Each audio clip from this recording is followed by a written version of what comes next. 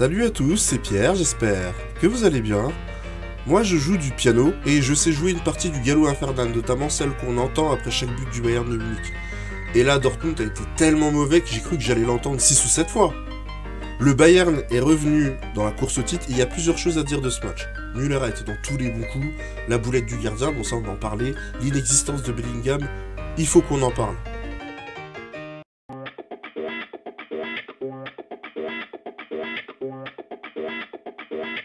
Le match démarre et on va en venir directement à la boulette du gardien Gregor Kobel. Alors plusieurs choses. J'ai l'impression qu'il y a eu un espèce de faux rebond, c'est pas très clair. C'est pas un vrai faux rebond, mais la balle a une légère trajectoire étrange qui fait que le gardien tire dans le vide. C'est mon impression, mais en revoyant plusieurs fois les images, j'ai franchement un doute. Vous me direz ce que vous en pensez. Chose intéressante, juste après le but, on voit la réaction des deux coachs, et là, très intéressant, là je m'adresse sur ce coup à tous ceux qui veulent devenir entraîneurs ou qui entraînent déjà. Immédiatement après l'erreur, Edin Terzic, le gardien, le coach de Dortmund, ne crie pas sur ses joueurs. Il ne crie pas sur le gardien, il remobilise tout le monde immédiatement. Pourquoi? Parce que s'il ne le fait pas, tout son plan peut tomber à l'eau.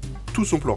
Parce que le gardien pourrait perdre confiance et ne pas chercher à relancer comme c'était prévu. L'équipe pourrait perdre confiance en son gardien. Tu sautes les lignes et là tu perds totalement le contrôle du match qui est laissé à la merci des émotions des joueurs. Donc vraiment c'était la bonne attitude à adopter. Mais malgré tout, ce but va quand même donner confiance au Bayern qui a faim, et ça c'est l'effet d'un changement de coach, c'est que toutes les places sont remises en jeu du fait qu'il y a un nouvel entraîneur, donc tu es obligé de te donner à fond, ou sinon ça pourrait signifier ta fin au club. Le Bayern va prendre le contrôle du match, et Dortmund va laisser des espaces de fou au milieu de terrain. Après 24 minutes, il y a 3-0. Un doublé de Thomas Müller, plein de roublardise sur les deux buts. Et là, le coach de Dortmund, il faut absolument qu'il change quelque chose dans la structure de son équipe. Sinon, ils vont prendre une valise. Mais à la mi-temps, il a toujours rien fait du tout. Parce qu'en plus, le Borussia ne sort plus du tout de la zone de conservation. Et tu vois dans le langage corporel des joueurs de Dortmund qu'il n'y a aucune réaction. C'est là qu'un leader doit sortir pour au moins tenter d'essayer d'haranguer ses troupes. Et là, je vais me tourner vers Jude Bellingham. Inexistant. Techniquement, partout, il est inexistant. Même si c'est un naufrage collectif, j'aurais aimé pouvoir dire que Jude Bellingham a été le seul à surnager dans l'équipe de Dortmund. Mais ça n'a pas été le cas. Pourtant, on me l'a vendu pendant la Coupe du Monde 2022 comme un leader technique et vocal. Donc moi, c'est pas ce que j'ai vu sur ce match-là. Alors, on peut pas en tirer, évidemment, des conclusions sur un seul match. Mais en tout cas, voilà, je l'attendais. C'est les grands joueurs, on attend les grands joueurs dans les grands matchs. Et là, je ne l'ai pas vu. Donc, affaire à suivre sur ce point.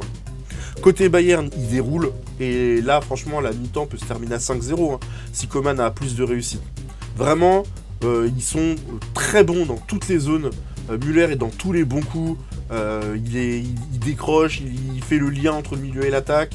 Vraiment, il est impressionnant ce joueur. Alors, je me garderai aussi de parler de l'influence du coach. Pour moi, c'est trop tôt de parler de Pat Tourelle pour l'instant. Sur un match, ça me paraît un petit peu court. Donc, on va attendre d'avoir un échantillon un peu plus important avant de se prononcer sur la question. En deuxième mi-temps, but de Coman, 4-0. Et franchement, là, ça peut se finir en avalanche de buts. Finalement, ce ne sera pas le cas. Le match se terminera à 4-2. Uniquement parce que le Bayern va gaspiller une quantité d'occasions plus nettes les unes que les autres. Mais vraiment abusé. Coman, Choupo-Moting, Leroy Sané. Franchement, s'il y a 7-2 à la fin du match, ça aurait été normal. Ça aurait été normal. Dortmund a raté son match. Et en plus de ça, le Bayern a été très bon. Dortmund n'a jamais su réagir et il va vite falloir surprendre parce qu'en fait, même s'ils ont perdu ce match, le championnat, il est loin d'être fini. Il est loin d'être fini. Il reste encore du temps et ils ont quoi? Ils ont un point d'écart, 2 points d'écart. Enfin, c'est loin d'être fini. Les deux buts qu'ils ont marqués, ils sont anecdotiques sur le match, mais ça peut permettre au Borussia de se dire, voilà, on a bien fini le match, c'est comme ça qu'on aurait dû aborder la première mi-temps, pour essayer de repartir. Parce que ça va être là la difficulté là, pour le Bayern, pour le Borussia. Après une défaite comme ça, il faut vite remobiliser les joueurs. Et ça va être ça la mission du coach. Autre chose que je voudrais dire, c'est pas parce que le Bayern a surclassé Dortmund ce soir que ça légitime la décision de virer Nagelsmann. Ça légitime rien du tout. Ce qui s'est passé avec Nagelsmann, ça reste un scandale. Et tous ceux qui diraient le contraire sont simplement des personnes qui se mettent pas à la place du coach. Imagine, on te dit, tu vas travailler sur long terme avec cette équipe, on te file un contrat de 5 ans, et on te dit, ouais, finalement, le style de jeu à court terme n'est pas bon. Pas les résultats, hein, le style. Hein. Parce que ils sont toujours en lice pour le triplé. Hein, le style.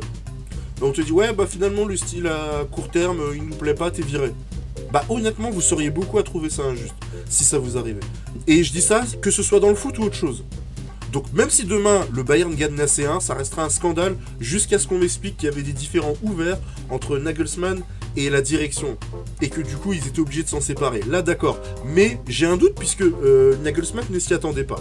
Voilà, je referme la parenthèse. La Bundesliga est relancée. On a assisté à un match très intéressant et très divertissant, on s'est régalé.